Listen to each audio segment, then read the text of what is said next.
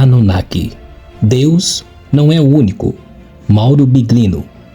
Durante séculos, fomos ensinados a crer em um único Deus absoluto, onipotente e criador de tudo.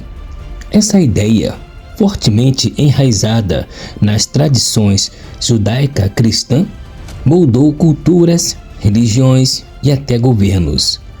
Mas, e se essa narrativa não for exatamente como nos contaram? E se na verdade os textos bíblicos originais falassem de algo completamente diferente? Mauro Biglino, um ex-tradutor oficial da Bíblia para o Vaticano, traz à tona uma interpretação que desafia os alicerces das religiões monoteístas.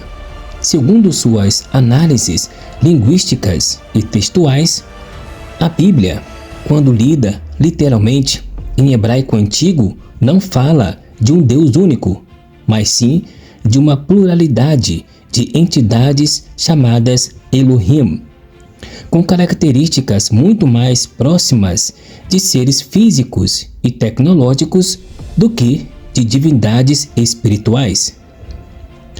Nesta investigação, mergulharemos nas descobertas e argumentos de Biglino, questionando o conceito tradicional de Deus e explorando a possibilidade de que a história da humanidade tenha sido escrita ou reescrita por múltiplas inteligências que se fizeram passar por deuses. Prepare-se para desconstruir crenças, rever traduções e olhar para a Bíblia com outros olhos. Porque, segundo Mauro Biglino, Deus não é o único e talvez nunca tenha sido. A tese de Mauro Biglino se apoia em uma abordagem ousada, mas profundamente fundamentada: a leitura literal dos textos bíblicos antigos, especialmente os escritos em hebraico. Diferente da interpretação tradicional promovida pelas religiões ao longo dos séculos, quase sempre moldada por dogmas teológicos, tradições e doutrinas, Biglino propõe que devemos ler a Bíblia exatamente como ela foi escrita, sem filtros espirituais ou alegorias místicas. Para ele, ao retirarmos os véus impostos pelas instituições religiosas, o que emerge é algo surpreendente. Os personagens descritos nas Escrituras, frequentemente tratados como divindades, não são seres espirituais e metafóricos, mas sim entidades tangíveis, concretas, de carne e osso. Esses seres, chamados no original hebraico de Elohim, agem, comem, se casam, se cansam, sentem medo e têm emoções humanas e interagem fisicamente com os homens. Mais do que isso, usam tecnologias, descem do céu em máquinas voadoras, impõem leis, travam guerras e escolhem povos para manipular. Segundo Mauro Biglino, essas descrições não são metáforas, são registros literais de encontros com seres reais, mal compreendidos pela civilização. Bom, as civilizações antigas e mais tarde reinterpretadas como deuses por necessidades religiosas e políticas, ao retirar o manto sagrado da interpretação tradicional, Biglino não tenta destruir a fé, mas sim propor uma reflexão corajosa. E se a Bíblia não for um livro religioso? E se na verdade ela for um documento histórico que relata o contato da humanidade com seres avançados que influenciaram seu destino? Essa é a chave do pensamento de Mauro Biglino e talvez a maior provocação já feita à estrutura das religiões monoteístas. O mais intrigante nessa análise é perceber que os Elohim descritos na Bíblia apresentam impressionantes semelhanças com os Anunnaki das antigas tabuletas sumérias. Ambos são apresentados como seres poderosos vindo do céu, que interagem diretamente com os humanos, transmitem conhecimento, modificam a estrutura social das civilizações e até participam da criação da humanidade. Nas escrituras hebraicas, os Elohim são retratados como entidades plurais, com comportamentos físicos, necessidades humanas e autoridade sobre os homens. Já nas escrituras sumérias, que antecedem os textos bíblicos em milhares de anos, os Anunnaki são descritos como seres que vieram do céu à terra, literalmente, aqueles que do céu vieram à terra, estabelecendo reinos, fundando cidades e moldando a civilização mesopotâmica. Mauro Beglino sugere que a conexão entre esses dois grupos de seres não é mera coincidência. Para ele, a história bíblica podem ser versões reeditadas e adaptadas de narrativas muito mais antigas, em especial os relatos sumérios. Isso não apenas explicaria a similaridade entre os Elohim e os Anunnaki, como também apontaria para uma única origem dessa figura, seres reais, com tecnologia e conhecimento superiores que visitaram a Terra em um passado remoto. Ao invés de divindades místicas, estamos possivelmente diante de um mesmo grupo de entidades que, ao longo dos milênios, foram reinterpretados por diferentes culturas, sob diferentes nomes, mas sempre com os mesmos atributos e feitos. A Bíblia, nesse contexto, não seria um livro original, mas uma continuidade de um legado muito mais antigo, herdado e transformado por hebreus, babilônios e outros povos do Oriente Médio. Essa hipótese, por mais provocadora que pareça, encontra eco não apenas nas semelhanças das narrativas, mas também nas evidências arqueológicas e linguísticas que apontam para uma raiz comum entre as civilizações antigas. Se os Elohim e os Anunnakis foram realmente os mesmos seres, então estamos diante de uma revisão completa da história da humanidade, uma onde os deuses não são fruto da fé, mas da memória ancestral de um contato real com seres de outro mundo. Um dos pontos mais impactantes da comparação entre os Elohim bíblico e os Anunnaki sumérios está no relato da criação do ser humano. Tanto na Bíblia quanto nas tabuletas da antiga Suméria, encontramos histórias que indicam que o homem não surgiu por acaso, mas foi deliberadamente criado por essas entidades superiores. Segundo Mauro Beglino, a Bíblia, quando lida sem os filtros teológicos, descreve a criação do homem de uma forma surpreendentemente técnica e literal. No livro do Gênesis, por exemplo, o texto original, em hebraico, usa o verbo assar, que significa fazer, construir, fabricar.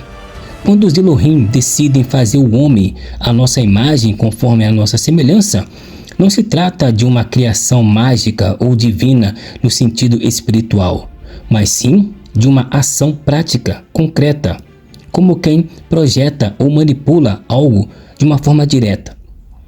Beglino destaca ainda que o plural utilizado, façamos o homem, já aponta para uma atividade em grupo, reforçando a ideia de múltiplos seres trabalhando conjuntamente em um projeto intencional.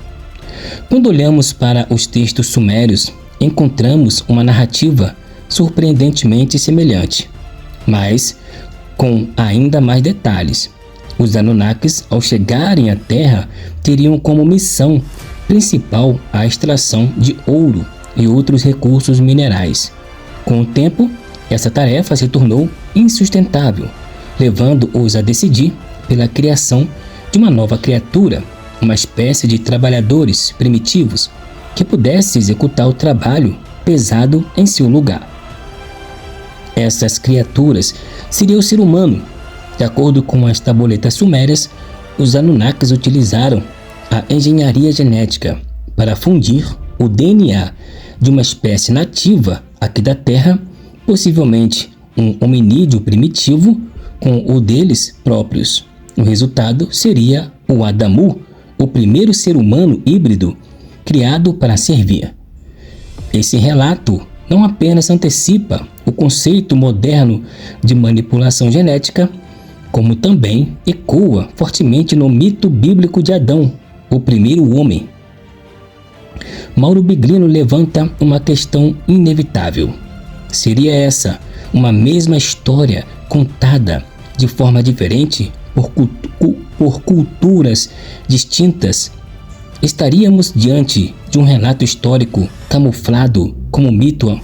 Afinal, por que duas civilizações separadas por milênios e por geografias distintas compartilhariam o mesmo enredo básico da criação humana, com seres que descem do céu, usam tecnologias e criam um homem com um propósito utilitário? Essa hipótese coloca em xeque não apenas os fundamentos das religiões, mas também o entendimento tradicional da origem da humanidade. Talvez o que chamamos de deuses sejam, na verdade, seres avançados que dominaram a engenharia genética muito antes de nós e que deixaram pistas de sua atuação gravadas nas pedras e escrituras das civilizações mais antigas. Diante de tudo isso, não é difícil chegar a uma conclusão tão instigante quanto desconcertante. Mauro Biglino pode estar certo. A Bíblia, quando lida em sua forma mais pura e literal, realmente não fala de um único Deus absoluto, espiritual e invisível. Pelo contrário, ela nos apresenta uma pluralidade de seres, os Elohim, que agem como entidades concretas que caminham entre os homens, tomam decisões em conjuntos e demonstram comportamentos tão humanos quanto os nossos. E se aceitarmos essa leitura sem os filtros dogmáticos, torna-se inevitável a constatação: Deus não é o único. Há outros com ele desde o início. Esses outros não são anjos, nem figuras simbólicas ou forças etéreas. São seres reais que operam com intenção, inteligência e domínio tecnológico. Eles aparecem nos primeiros capítulos da Bíblia, nas narrativas da criação, da expulsão do Éden, do dilúvio e na Torre de Babel. Estão ali, observando, decidindo, descendo à terra, intervindo diretamente no curso da história humana. Essa pluralidade de seres nos conecta de imediato aos relatos da civilização suméria, onde os Anunnaki aparecem não como mitos, mas como personagens centrais no desenvolvimento da humanidade. Não há diferença substancial entre esses Anunnaki e os Elohim bíblico. Ambos têm aparência física, autoridade, conhecimento técnico e papel ativo no surgimento da civilização. Se tudo isso for verdade, então a narrativa que nos foi ensinada sobre Deus precisa ser radicalmente revista. Talvez o Deus único seja apenas um entre muitos, talvez até o líder de um grupo maior de seres que atuaram e talvez ainda atuem nos bastidores da história humana. E aqui está o ponto mais importante levantado por Mauro Biglino. Ele não nega a existência de algo divino ou transcendente, mas propõe que aquilo que foi interpretado como divindade por nossos antepassados pode, na verdade, ser algo muito mais concreto, antigo e terrestre do que imaginamos. Essa perspectiva muda tudo. Ela desmonta a imagem de um Deus solitário nos céus e nos apresenta um cenário muito mais complexo, no qual o homem foi criado, guiado e manipulado por seres que a história transformou em deuses. E talvez a pergunta mais inquietante que nos resta seja: eles ainda estão aqui? Bom, essa resposta só você pode dar. Muito obrigado por assistir até aqui. Meu nome é Orlando e foi um prazer conduzir você por mais essa jornada de questionamento e descoberta. Se esse conteúdo fez você repensar tudo o que sempre acreditou, então cumprimos o nosso objetivo. Nos vemos no próximo vídeo com mais verdades ocultas, revelações impactantes e perguntas que ninguém mais ousa fazer. Até lá!